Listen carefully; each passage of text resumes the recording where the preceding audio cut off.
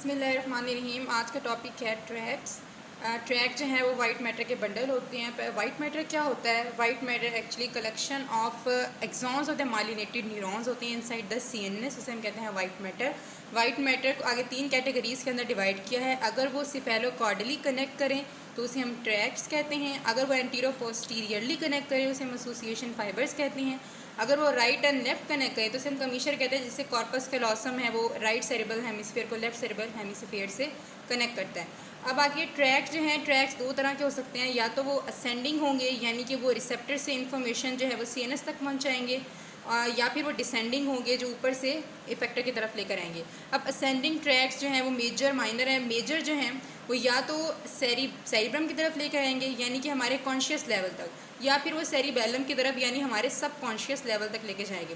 जो हमारे conscious level तक लेके जाते हैं, यानी कि सेरिब्रम की तरफ लेके जाते हैं, वो 2 कैटेगरीज़ की हैं, डोर्सल कॉलम मीडियल लेमिनिस्कल पाथवे और एंटीरो लैटरल स्पाइनोथैलेमिक पाथवे।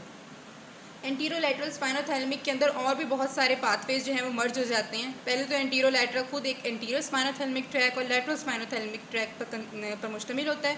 इसके अलावा स्पाइनोटेक्टल जो कि मिड ब्रेन का टेक्टल न्यूक्लियस होता है, वहाँ से आते हैं। स्पाइनो रेटिकुलर जो कि रेटिकुलर फॉर्मेशन की तरफ लेके जाते हैं। स्पाइनो हाइपोथैलेमिक जो कि हाइपोथैलेमस के पास लेके जाते हैं।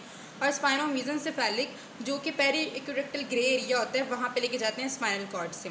अब असेंडिंग ट्रैक, फिर माइनर देखते हैं। माइनर जो है वो स्पाइनोटेक्टल हो सकते हैं, स्पाइनो अलैब्री हो सकते हैं और स्पाइनो रेटिकुलर हो सकते हैं। असेंडिंग ट्रैक जो है वो 2 major type of information carry करता है। पहले एक्सटीरियर रिसेप्टिव जो कि आउटसाइड द बॉडी होती है, for example touch, pain, temperature जो कि आउटसाइड सोर्स से बॉडी फील करती है, और प्रोप्रियोसेप्टिव जो कि इनसाइड द बॉडी होती है, फॉर एग्जांपल मसल्स और जॉइंट से। जो अब डोर्सल कॉलम मीडियल लेमिनिस्कल पाथवे की तरफ आ जाते हैं, जो कि मॉडर्न सेंसेशन कैरी करते हैं। मॉडर्न सेंसेशन ऐसे सेंसेशन को कहते हैं जो कि फ़ाइन एक्यूरेसी के साथ सीएनएस तक पहुंचती हैं। अब फाइन एक्यूरेसी के साथ अगर इन्हें सीएनएस तक पहुंचना है तो इनकी वेलोसिटी हाई होनी चाहिए, इसकी वजह से इन्हें हैविली माइलिनेटेड होना चाहिए। तो हैविली माइलिनेटेड होते हैं यहाँ पे न्यूरॉन्स। अब कौन सी सेंसेशन है जो कि फाइन एक्यूरेसी के साथ सीएनएस तक पहुँचे? तो पहली है 2 पॉइंट डिस्क्रिमिनेशन। फॉर एग्जांपल हमें बॉडी पर यूँ क्लोजली रिलेटेड 2 पॉइंट पर यूँ टच किया गया, तो ये वाला सिस्टम बताता है कि हमें 2 पॉइंट पर टच किया गया है। ये होता है 2 पॉइंट डिस्क्रिमिनेशन। फाइन टच का मतलब है कि एग्जैक्टली लोकेट करते हैं कि बॉडी पर किस पॉइंट पर टच किया गया। प्रोप्रियोसेप्टिव का मतलब कि स्पेस के अंदर इस वक्त लोकेशन के हमारी जॉइंट की, टेंडन की क्या लोकेशन है। इसके अलावा प्रेशर, स्ट्रेच और वाइब्रेशन को भी ये सेंस करता है। इसके पाथवे की तरफ आ जाते हैं। तो पाथवे में पहले तो हमें पता होना चाहिए कि इसके जो है वो रिसेप्टर कौन कौन से हैं, कौन कौन से रिसेप्टर जो कि इनको सेंस करते हैं।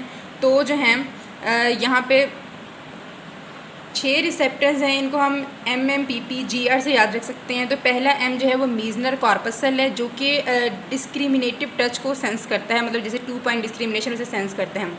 सेकंड जो है मर्कल डिस्क है, जो कि सुपरफिशियल प्रेशर फाइन टच को करती है, जैसे टैप और फ्लटर वगैरह। पसीनियन कॉर्पसल जो है ये डीप प्रेशर के लिए है। रफनीज जो है वो बेंडिंग और स्ट्रेच ऑफ द स्किन के लिए है। पेरीट्रेकियल नर्व एंडिंग जो है वो बेंडिंग ऑफ द हेयर की वजह से है, बेंडिंग ऑफ द हेयर को सेंस करती है। और गोल्जी टेंडन ऑर्गन और मसल स्पिंडल जो है वो प्रोप्रियोसेप्शन को सेंस करता है। अब इसके पाथवे देख लेते हैं। अब यहाँ पे सेंसेशन अगर below the level of T6 enter हो रही हैं, यानी कि T6 वर्टिब्रा से नीचे एंटर हो रही हैं, तो फेसिकुलस ग्रेसिलस का पार्ट होंगी। अगर अबव द T6 हो रही हैं तो फेसिकुलस क्यूनेटस का पार्ट होंगी। अब फेसिकुलस क्या होता है? ये जो है ना न्यूरॉन्स, अगर न्यूरॉन जो है वो एक राउंडेड स्ट्रक्चर बना के ऊपर की तरफ जा रही हूँ, ट्रैक्स के अंदर जा रही हूँ, अगर राउंडेड हूँ तो उसे हम फेसिकुलस कहते हैं। और अगर वो एक फ्लैटेंड बंडल बना लें, यूँ फ्लैटेंड बंडल बना लें, तो इसे हम लेमिनिस्कस कहते हैं। बस इसमें यही है कि मतलब जो न्यूरॉन्स हैं उनके एक्सॉन अगर राउंड बंडल बना लें तो उसे हम फेसिकुलस कहते हैं, अगर वो फ्लैटेंड बंडल बना लें तो उसे हम लेमिनिस्कस कहते हैं। तो यहाँ पे जो है ना यही इसके न्यूरॉन एक ट्रैक बना रहे हैं, और राउंडेड फॉर्म के अंदर इसे हम कहते हैं फेसिकुलस ग्रेसिलस और फेसिकुलस क्यूनेटस। ये जो है वो लोअर लिम्ब से मेनली, और ये जो है अपर लिम्ब से मेनली लेके जा रहा होता है। अब यहाँ पे जो है इनका जो ये है first order neuron. First order neuron की जो सेल बॉडीज़ है ना वो यहाँ पे डॉर्सल रूट गैंग्लिया के अंदर प्रेजेंट है। ये है फर्स्ट ऑर्डर न्यूरॉन। अब यहाँ पे जब मेडुला के लेवल पहुँचेगा, मेडुला के dorsal part of the medulla just above the pyramid, जब यहाँ पे पहुँचेगा तो यहाँ पे जो होती हैं सेकंड ऑर्डर न्यूरॉन की सेल बॉडीज़ पड़ी होती हैं, यहाँ पे जाएंगे और मेडुला की इस लेवल पर इनकी डेक्विजेशन होगी। ऑपोजिट साइड पे ये डेक्विजेट करेंगे। देखिए यहाँ पे इनकी डेक्विजेशन शो हो रही है। तो जब ये दोनों डेक्यूजेट ऊपर की तरफ जा रहे होते हैं तब एक फ्लैटेंड बंडल बनाते हैं, उसे हम कहते हैं लेमिनिस्कस, मीडियल लेमिनिस्कस से हम कहते हैं। फिर उसके बाद ये सेकेंड ऑर्डर न्यूरॉन ही आगे की तरफ जा रहा है। सेकेंड ऑर्डर न्यूरॉन जो है ना वो थैलेमस के वेंट्रोपोस्टीरियर लैटरल न्यूक्लियस पे जाके एंड करेगा। यहाँ पे जो है थर्ड ऑर्डर न्यूरॉन की सेल बॉडीज़ पड़ी होती हैं। यहाँ से फिर जो है इंटरनल कैप्सूल के पोस्टीरियर 1/3 पे जाके वहाँ से फिर ऊपर की तरफ आर्कुएट करेगा, इसलिए इसे आर्कुएट फाइबर्स भी कहते हैं। ये जो है सोमेटोसेंसरी कॉर्टेक्स, सोमेटोसेंसरी एरिया जो है वो प्राइमरी और सेकेंडरी सोमेटोसेंसरी एरिया के पास चले जाते हैं। अब यहाँ पे लेंटिकुलोस्ट्राइटल आर्टरी हमें नज़र आई है। लेंटिकुलोस्ट्राइटल आर्टरी एक्चुअली ये मिडल सेरिब्रल आर्टरी की ब्रांच है, जो कि फिर आगे इंटरनल कैरोटिड आर्टरी की ब्रांच है।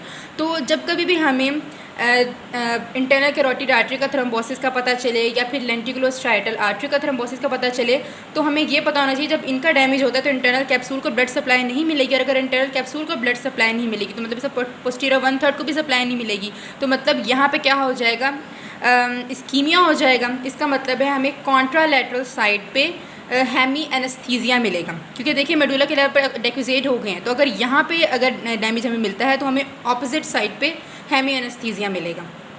अब दोबारा से एक बार देख लेते हैं कि इसकी सेंसेशन कौन सी और किस तरह से इसका ट्रैक्ट है। पहले 2 point discrimination, fine touch, proprioception, pressure, stretch और वाइब्रेशन को ये कैरी करता है। इसमें जो है 6 टाइप के रिसेप्टर्स होते हैं, MMPP, GR, Meissner corpuscle, Merkel's disc, Pacinian corpuscle, Ruffini's ending, peritrichial nerve ending और गोल्जी टेंडन मसल स्पिंडल।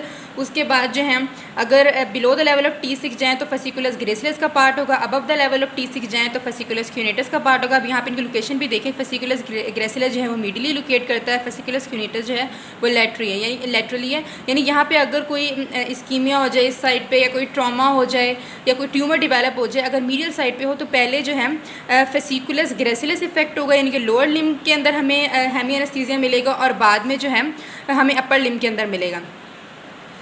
और उसके बाद जो है यहाँ पे एंटर हुए, ये फर्स्ट ऑर्डर न्यूरॉन थे। फर्स्ट ऑर्डर न्यूरॉन की सेल बॉडी जो है यहाँ डॉर्सल रूट गैंग्लिया के अंदर प्रेजेंट थी। सेकेंड ऑर्डर न्यूरॉन की सेल बॉडी जो है मेडुला के अंदर प्रेजेंट थी, जिसे हम कहते हैं न्यूक्लियस ग्रेसिलस और न्यूक्लियस क्यूनेटस। उसके बाद थर्ड ऑर्डर न्यूरॉन की सेल बॉडी जो है ventrolateral posterior nucleus of posterior nucleus of thalamus के अंदर है। वहाँ से फिर इंटरनल कैप्सूल से होते हैं आर्कुएट फाइबर्स बना के ये प्राइमरी और सेकेंडरी सोमेटोसेंसरी कॉर्टेक्स तक पहुँच जाएंगी।